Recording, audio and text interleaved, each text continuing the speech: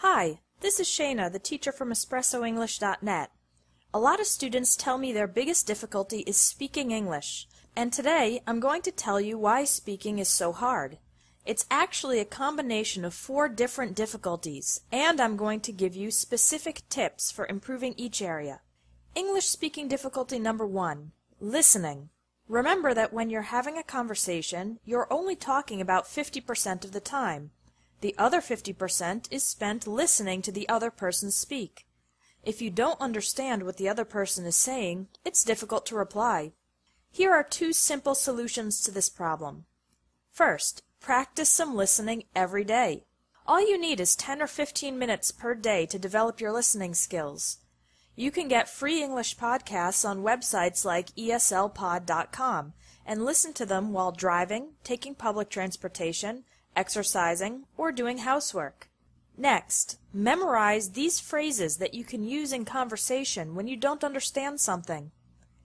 I beg your pardon? I'm sorry, I didn't understand that. Could you repeat that, please? Could you say that again, please? English speaking difficulty number 2, vocabulary. Sometimes when you're speaking English, you have a sentence in mind, but you're missing 2 or 3 important vocabulary words, and then it becomes difficult to say what you're thinking. The solution? Learn more vocabulary words. But there's a good way and a not so good way to learn new words. The not so good way is to read lists of words and definitions and try to memorize them. A good way to learn new vocabulary words is in families. For example, imagine you're in an airport. Do you know the words for everything you see? For example, luggage, check-in desk, travel agency, flight attendant, and boarding pass. If not, look for the words you don't know in a dictionary. Now think about what kind of conversations you might have in an airport. How would you ask for help if you can't find the gate? What would you say if you missed your flight? How about going through immigration? Create conversations and write them down in your vocabulary notebook.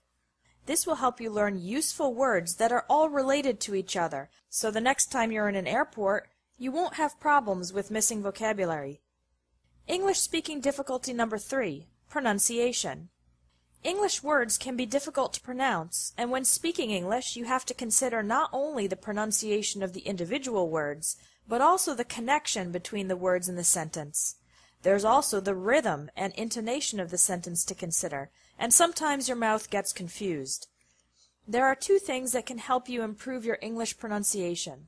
One way is to take a pronunciation course, like the one on this site. Another way to improve your pronunciation is to keep practicing your listening. The more you listen to English, the more your pronunciation will naturally get closer and closer to native pronunciation.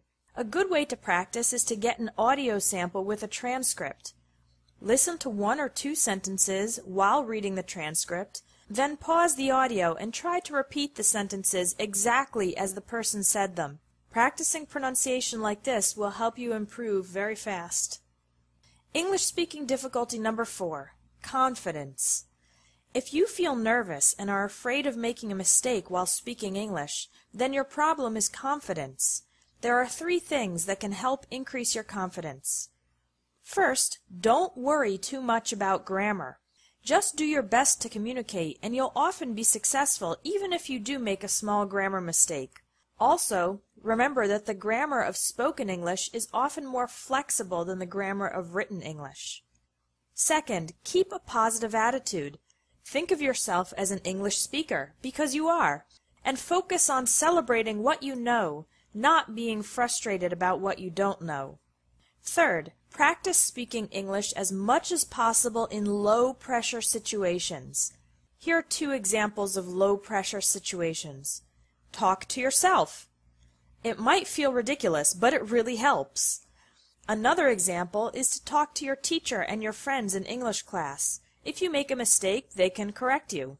It's extremely important to practice speaking in low-pressure situations as much as possible to build your confidence so that you will be comfortable speaking English in a more high-pressure situation like a teleconference, presentation, or job interview.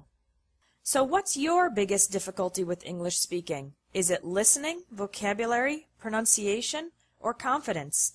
Leave a comment with your answer. If you liked this video, please share.